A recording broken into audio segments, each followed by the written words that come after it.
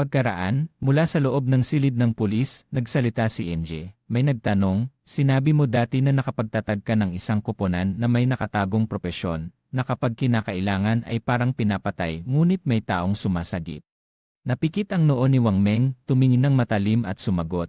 Ang pangalan niya ay Shadow nang iligtas niya kami. Si Shadow ay nasa antas 3 pa lamang, ngunit nang kami ay umabot sa antas 3, siya ay nasa antas 5 na, at tumalon pa ng 2 antas upang maabot ang antas 5. Medyo hindi makapaniwala ang kapitan ng koponan, pinatama ng malakas ang kamay sa mesa at napabulalas, tumalon ng 2 antas. Kung umabot na siya sa antas 5 ngayon, hindi ba siya ang numero 1 sa buong mundo? Paano niya nagawa iyon? Maingat na nagbigay ng hula si Wang Meng, marahil ay napatay niya ang isang boss o ganoon. Isang miyembro na nakaupo sa tabi ay nagtanong ng may pagdududa. Ayon sa sinabi mo, umabot si Shadow sa antas 3 1 oras mula sa pagtatapos, kaya bakit hindi pa siya nakabalik sa realidad? Hindi ba siya walang kamag-anak sa totoong buhay at hindi kailangang ipaalam sa kanila? Bumaba ang mukha ni Wang Meng, mahigpit na pumikit at malungkot na sumagot, hindi ko alam iyon, pero maaaring hindi siya totoo. Hindi tumigil sa pagtatanong si Anwo sa tabi, baka si Shadow ay isang taong naglakbay sa oras. Baka si Shadow ay isang taong naglakbay sa oras. Ang mga taong naglakbay sa oras, hindi ba karaniwan ay mabilis ang pag-usad ng kwento? Pagkatapos ng sinabi ni Anwo, biglang naging tahimik ang buong paligid. Mukhang naramdaman din ni Anwo na hindi angkop ang sinabi niya, kaya tumigil siya at nagtanong, mali ba ang sinabi ko? Mahigpit na nagbabala ang kapitan, sinabi mo na dati na dapat ay magbasa ka ng mas kaunting nobela. Sa ganitong seryosong sitwasyon, huwag magbiro ng ganoon. Pagkatapos ay mahinahong sinabi niya, ang impormasyong ibinigay ni Wang Meng tungkol sa larong Divine Abandon ay eksaktong tugma sa impormasyong ibinigay ng mga nakatataas. May isang bagong pag-aaral na nagpapakita na may ilang matatandang tao na namatay agad pagkatapos matulog. Matapos mangalap ng datos at ikumpara ang mga bumalik sa realidad, nakumpirma na ang mga ito ay namatay ng maraming beses sa laro. Sa madaling salita, kung ang buhay sa laro ng Divine Abandon ay nareset ng walang dahilan, mamamatay sila sa totoong buhay. Isang miyembro ang namangha at napabulalas, isang pambihirang bagay ito na lampas sa ating pangunawa. Kalma na sinabi ng kapitan, malamang ay dumaranas tayo ng isang hindi pa matukoy na supernatural na pagsalakay. Nag-utos ang itaas na magtatag ng isang pangunang koponan batay sa mga lokal na lugar. Tuklasin ang larong Divine. Isang miyembro ang namangha at napabulalas, isang pambihirang bagay ito na lampas sa ating pangunawa. Kalma na sinabi ng kapitan, malamang ay dumaranas tayo ng isang hindi pa matukoy na supernatural na pagsalakay. Nag-utos ang itaas na magtatag ng isang pangunang koponan batay sa mga lokal na lugar. Tuklasin ang larong Divine Abandon at magbahagi ng intelihensya, kailangang magtatag ng isang propesyonal na hukbo sa lalong madaling panahon. Isang malaking pangyayari ito na nakakaapekto sa buong mundo. Sa ngayon, nagsusumikap ang lahat ng bansa upang tuklasin ang larong Divine Abandon.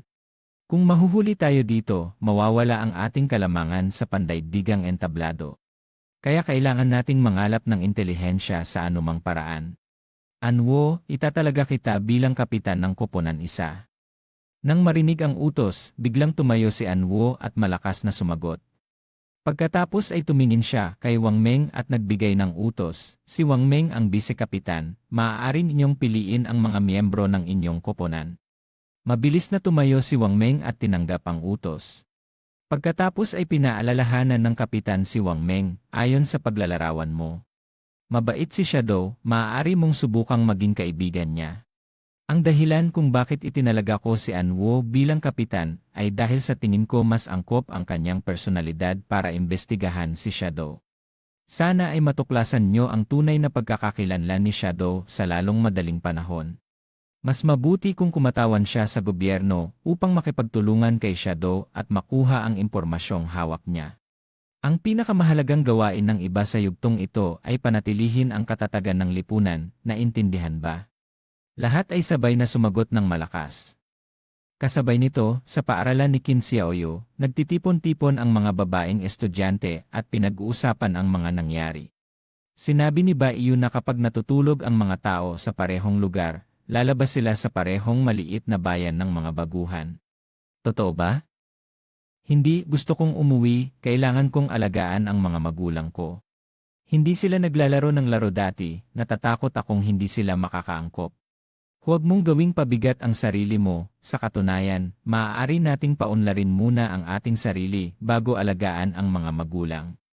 Nakatuon si Qin Xiaoyu sa teleponong hawak niya at tahimik na iniisip, malaking bagay ang nangyari pero bakit walang galaw si Qin Feng? Bakit hindi siya humingi ng tawad sa akin? Bakit siya kayabang?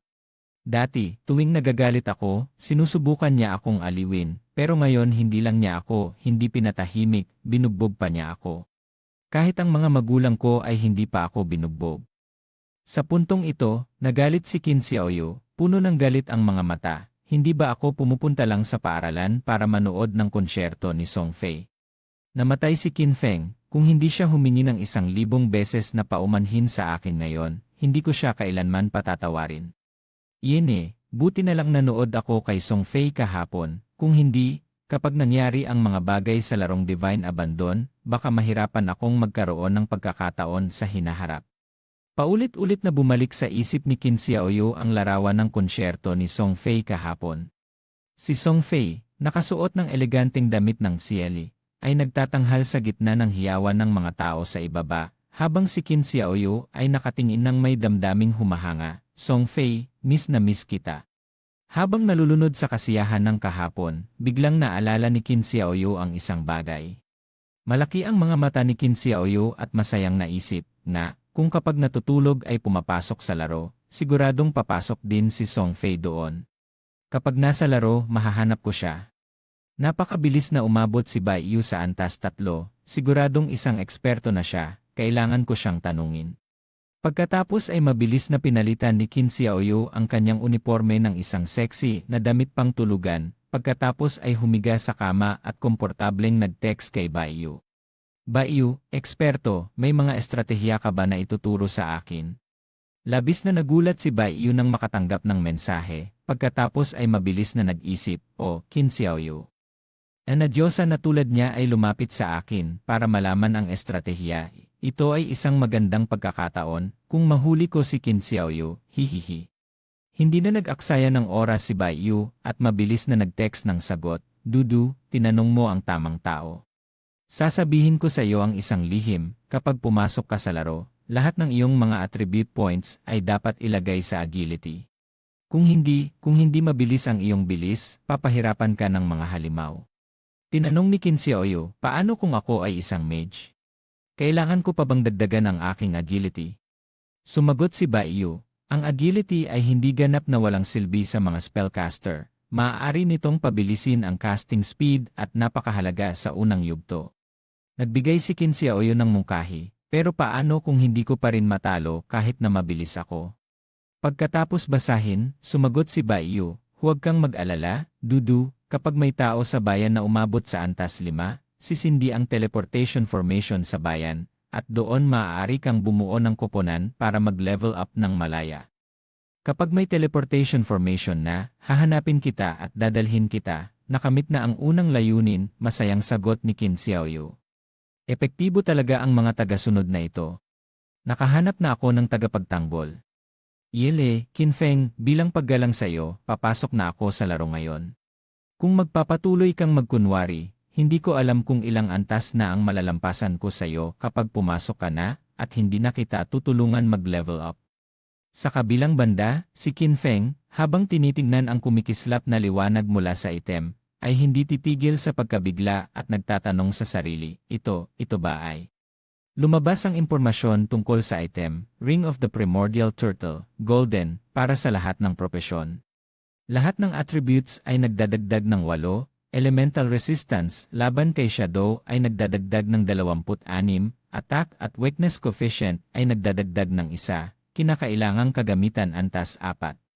Binasa ni Qin Feng ang talaan ng anunsyo, at siya ay nagulat, ang pagtaas ng 8 puntos sa mga katangian ay katumbas ng 32 puntos sa kabuuan ng mga katangian. Ang singsing na ito ay katumbas ng lahat ng mga katangian na makukuha lamang ng iba kapag naabot nila ang antas 3. Bukod pa rito, mayroon din itong resistensya laban sa elementong shadow na napaka-epektibo laban sa mga undead na nilalang. Ang unang porsyento ng pag-atake sa mahihinang bahagi ay 1.5 beses, at sa tulong ng singsing, tataas ito sa 1.6 beses na hindi rin naman pangit. Hindi pa siya makapaniwala nang lumabas ang impormasyon tungkol sa isa pang kakayahan, Sven Lenjisien, Baiyu, isang kakayahan ng assassin. Tumakbo siya sa isang direksyon ng mabilis hanggang sa 15 metro at lumipat sa stealth mode na tumatagal ng 5 segundo na lumilikha ng 3 mga hiwa sa lahat ng kalaban sa daraanan na may cooldown na 12, 10 oras 43 minuto segundo. Kinakailangan na maabot ang antas 4, ang lapad ng hiwa ay 2.1 metro, bawat hiwa ay nagdadagdag ng 100 puntos ng lakas ng pag-atake, 100% ay itinuturing na pag-atake mula sa likuran, ngunit hindi ito makakapinsala sa mahihinang bahagi. Hindi nag-aksaya ng kahit isang sandali, mabilis na ginamit ni Qin Feng ang bagong kakayahan. Ito ay isang malakas na kakayahan na may malawak na saklaw ng pinsala, habang gumagalaw, at may kasamang stealth pa, kaya tinutunan niya ito agad. Ngunit napansin niya na may ilang mga punto pa para sa ebolusyon. Kaya inuna niyang i-evolve ang Greedy Hand. Gamit ang kanyang lakas upang i-convert ang mga puntos ng ebolusyon, pinalakas niya ang Greedy Hand. Lumabas ang anunsyo, gumamit ka ng 8 puntos ng ebolusyon, natitira ang 4, ang Greedy Hand ay mula sa Jade patungong Diamond, isang kakayahan ng assassin. Maaari itong gamitin sa mga bangkay ng undead, na may 160% hanggang 220% na tsansa na makakuha ng karagdagang pangunahing gantimpala. Ang mga karagdagang pangunahing gantimpala ay may 20% hanggang 40% na tsansa na tumaas ang kalidad. Ang malakas na enerhiya mula sa kamay ay naglabas, at masayang sabi niya, "Tama ang hula ko, ngayon kapag pumatay ako ng halimaw, tiyak na makakakuha ako ng 2 pangunahing gantimpala." Ang pagpatay sa isang halimaw ay katumbas ng pagpatay ng iba ng 3, at may natitirang 4 na puntos ng ebolusyon. Kaya maaari nang i-upgrade ang Sven Lenjisien sa antas 3. Sunod-sunod na lumabas ang mga anunsyo, gumamit ka ng 3 puntos ng ebolusyon, natitira ang isa. Ang Sven Lenjisien ay mula sa Baiyu patungong Golden at pagkatapos ay Platinum, isang kakayahan ng assassin. Tumakbo siya ng mabilis, ang maximum na distansya ay tumaas mula 15 hanggang 18 hanggang 21 metro. At lumipat sa stealth mode na tumatagal mula 5 hanggang 6 hanggang 7 segundo. Lumilikha ito ng 3 hanggang 4 hanggang 5 mga hiwa sa lahat ng kalaban sa daraanan na may cooldown na 12, 10 oras 43 minuto segundo. Kinakailangan na maabot ang antas 4, ang lapad ng hiwa ay mula 2.1 hanggang 2.6 hanggang 3.1 metro. Bawat hiwa ay nagdadagdag ng 100 hanggang 200 puntos ng lakas ng pag-atake. Matapos basahin ang lahat ng anunsyo, nagtanong siya sa sarili, bakit hindi nabawasan ang cooldown? Nakakainis, pero kahit ganun, sa tulong ng Sven Lenjisien, maaari na akong magkaroon ng walang katapusang stealth. Ang iba pang mga bagay ay basura na lang, pero ang librong ito ng kakayahan ng mandirigma sa antas ng Baiyu Ziden Denji ay maaari pa ring ibenta para sa kaunting pera. Habang nakatutok siya sa sistema, may narinig siyang mga kaluskos mula sa likuran. Nagulat siya at lumingon, at nakita ang 3 mabagsik na halimaw na mabilis na lumalapit sa kanya. Hindi niya hinintay na umatake sila, agad siyang lumipad at ginamit ang Thon Yes para hiwain ang mga level 4 na paa na halimaw, tamang-tama para subukan ang lakas ng Thon Yen. Nang ma-activate ang Thon Yen, mabilis itong gumawa ng maraming hiwa sa mga halimaw na hindi na nila maiwasan. Sa loob ng ilang sandali, ang lupa sa paligid ay napuno ng dugo at tuluyang nawasak ang mga halimaw. Lumabas ang anunsyo, pinatay mo ang level 4 na paa na halimaw, nakatanggap ka ng 80 puntos ng karanasan, nakatanggap ka ng 5 araw na buhay, maaaring ipagpalit. Habang pinagmamasdan ang mga halimaw na unti-unting naglalaho sa kawalan, nag-isip siya ng malalim, napabuti ang bisa sa pagpatay ng halimaw kung gagamitin ang lason na shuriken. Kailangan ang hindi bababa sa 2 shuriken para patayin ang isang halimaw, at mas maikli ang laban, mas maliit ang tsansa ng mga hindi inaasahang pangyayari. Ang kasalukuyang buhay na maaaring ipagpalit niya ay 618 araw, ngunit para mailagay ang mga kagamitan at kakayahan sa praktis, kailangan ang buhay na maaaring ipagpalit na hindi bababa sa 2 taon at kalahati, o mas eksakto, 400 araw. Balik sa pagbebenta ng mga gamit sa 3 matagal na panahon. Halos naabot na ang minimum na limitasyon ng buhay na maaari